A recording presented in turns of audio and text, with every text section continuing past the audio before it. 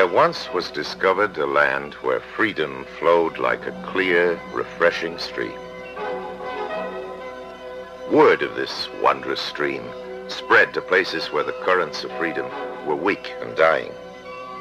Many who heard of the river longed to come and live in this new land, to refresh themselves in this stream, for they knew that the power of freedom was great, that it would renew their hope and replenish their energy. So they came and tasted the waters of freedom,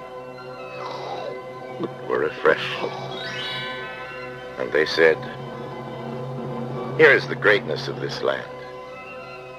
So long as this stream flows strong and clear, our people will be filled with life and hope.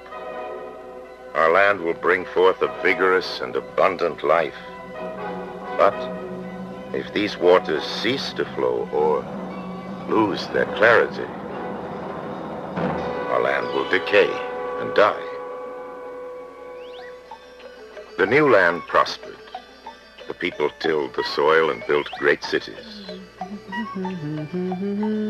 Remarkable inventions and new ideas made life rich and joyous in this land of freedom.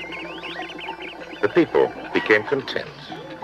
How good to live in this most favored land. They grew proud. How well our hands have cultivated and built.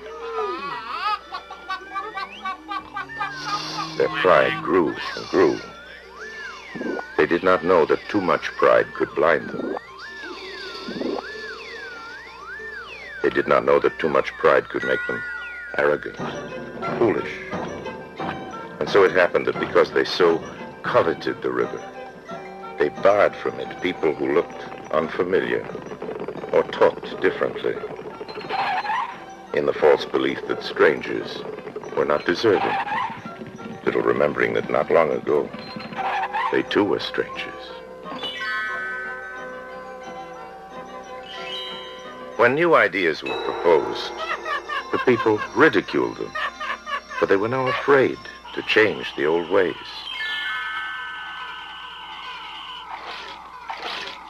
When some among them arose and selfishly took more than their share, the people did not stop them, but instead resolved to do the same.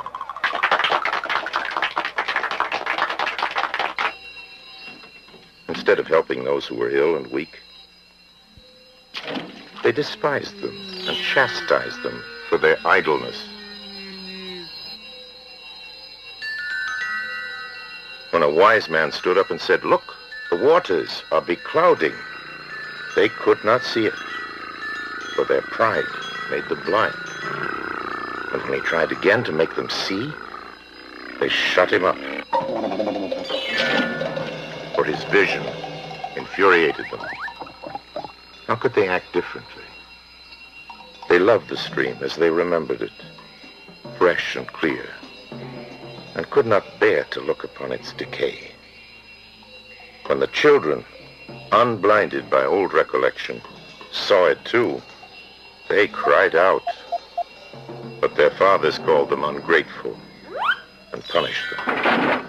And even as the river grew weak and muddy, glib leaders said it was strong and clear and must be sent to certain deserving lands.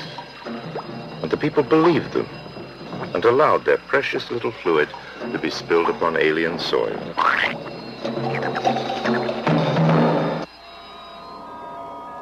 The people, feeling their hopes dying and their energy waning, finally looked at the river.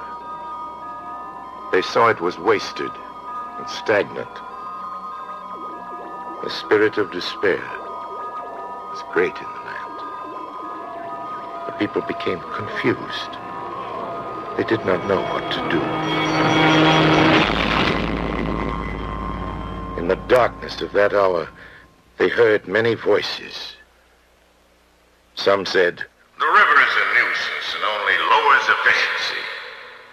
Too much freedom causes disorder. The people are not ready for the river of freedom. Perhaps later.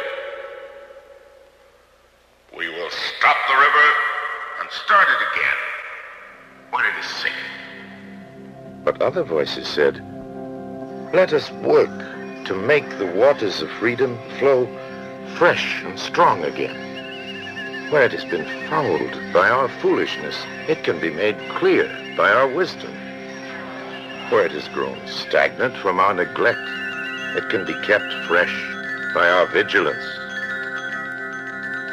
And the people listening said, the life or death of the river of freedom is in our hands.